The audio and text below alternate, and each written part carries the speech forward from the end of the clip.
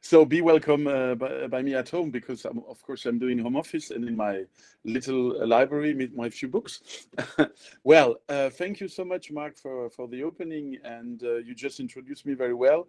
What I always say as a joke a little bit, I have a pay job, which is to work, as you said, at the Deutsche Bank in the digital factory, where all the new digital products of the Deutsche Bank are developed. And the other way, I have my gay job, which is to be the founder and board member of Product Work, who is active in Germany and in all the economy, and to try to promote same rights and same possibilities for lesbian, gay, bisexual, transgender, and intersexual people, so LGBTIQ and queer people.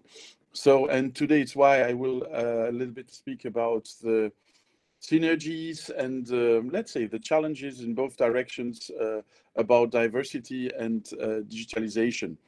And of course, I mean, generally speaking, I'm sure you all know, of course, there is a very positive synergy between these two movements. Of course, all the social medias, all the digitalization has enabled many people to become and to have a voice in our countries, in all around the world, in a lot of countries, of course, where it was more difficult politically to position yourself. But generally speaking, you give people a voice and they can be more present and be more seen. And that's one very positive aspect of digitalization and all and this. But of course, you have a lot of challenges, because you have to be very cautious how you use digital media. For, of course, you know, all the problems about let's say very hate speech and all this kind of things, which you can find.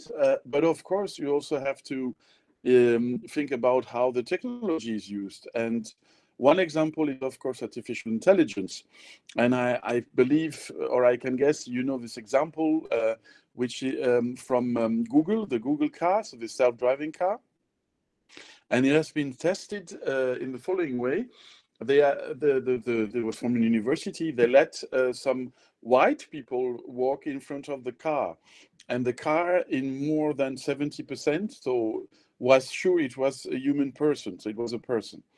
And then they let, and I say it in a very direct way, black people walk in front of the car, and the car only in less than 30% of the case recognized that it was this person. So it would have been better, they would have taken a coin, you know, and just guess.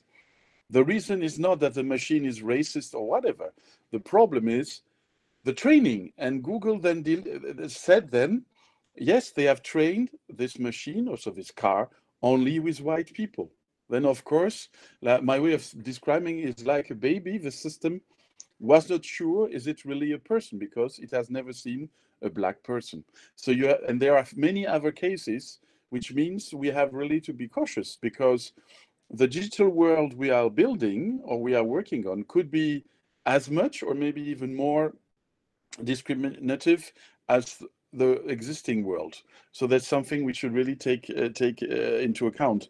And one other thing is, for example, also you have more and more algorithms. We are deciding things in the future even more. Like maybe, I mean, in the US, they already use artificial intelligence and algorithm to make a first, let's say, selection of cases which should go to trial or not. And how do you ensure that these processes are fair? How do you ensure that how do you know which informations are taken, how the decision is taken, and that it's really done in a fair way? That's really a tricky thing. That's why there are some initiatives which I find very good from big software companies to open this algorithm, at least that you may know which information are used for the decision making and all these kind of things. When we go to the new workplace, where are the challenges and the positive aspect? Of course, one positive thing is, and I live it in the place where I work, because we promote agility and all these kind of things. This promote as well diversity, or at least they work hand in hand, because diversity and digitalization or the digital transformation are pushing for more openness for people with ideas, to promote people based on their talents and competencies, etc., and call a low hierarchy and all these kind of things. So they work hand in hand. But as Mark said, the other thing is, are you really sure that when you develop your new digital products or digital idea, that you are really reaching the people you want to reach? Are your teams also diverse enough, really, to develop products which could reach a very diverse field of people? I mean, just as a bit as a joke, I mean, if you look at the word of developers, most of the developers are male, many are white, and many are around maybe 20, 30, 35, around that. And these people should, and it's not negatively speaking, they cannot do anything against it. They just, how should they know what is the best for a woman, what is for or for any group?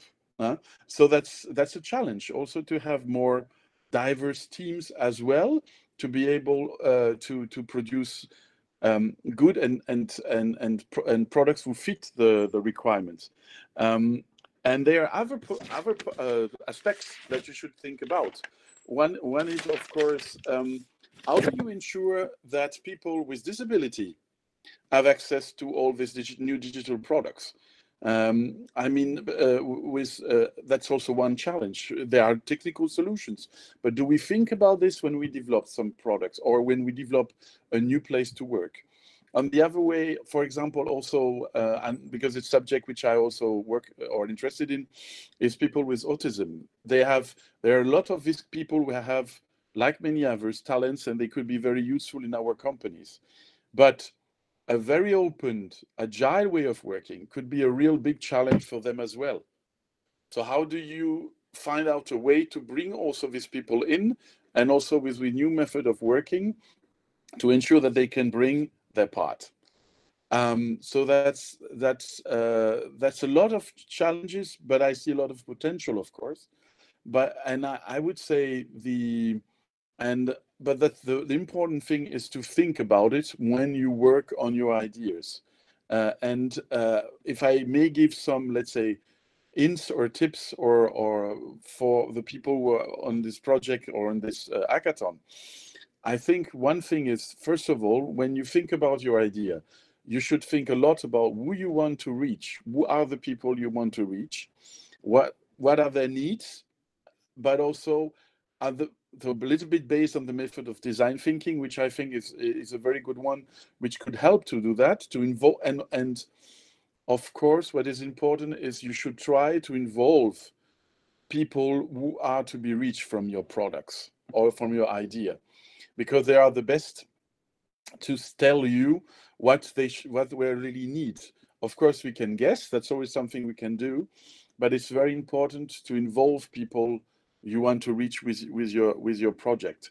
Of course, it would be very good to have very diverse teams with diverse perspective and diverse, let's say, experiences and knowledge, and that, because that would foster also, let's say, new and very new ideas. And so all these aspects, I guess, are things which are important. And really, as maybe what I want to say is, it's not really science fiction. I mean, it's really things which are happening. And I can give you another example to make you thought. There is a small or a medium company now in Russia who is doing online interviews. So it's no more people who are interviewing candidates for, it's mostly big companies. They have around 300 companies worldwide who are working for them. And last year they did around 2 million of interviews. I mean, everything all with the avatar. So it's a chat or it's a video and everything.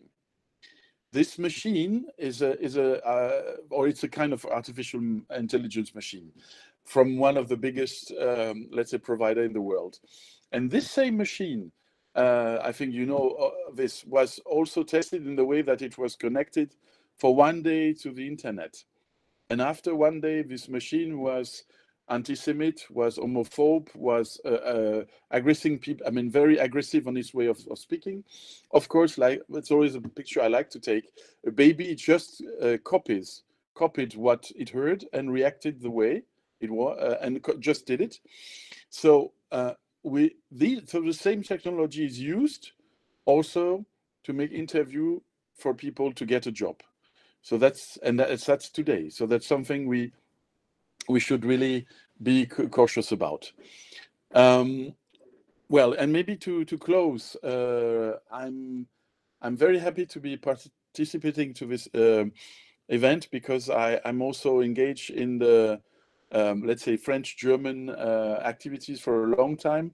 I've been also in the board of Le Club des Affaires Franco-Allemand de l'Est, which is a French-German business organization here in Frankfurt.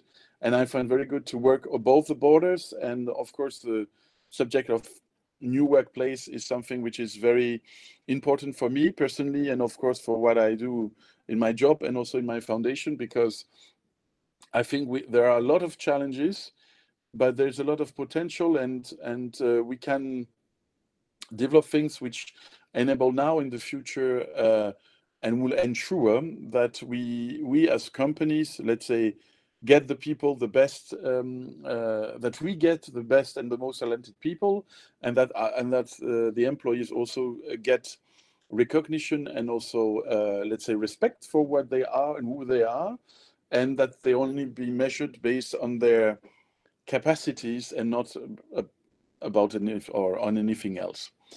That was my part. It was thank you very much, and I hope I'm very happy and look forward to the project. Thank you so much.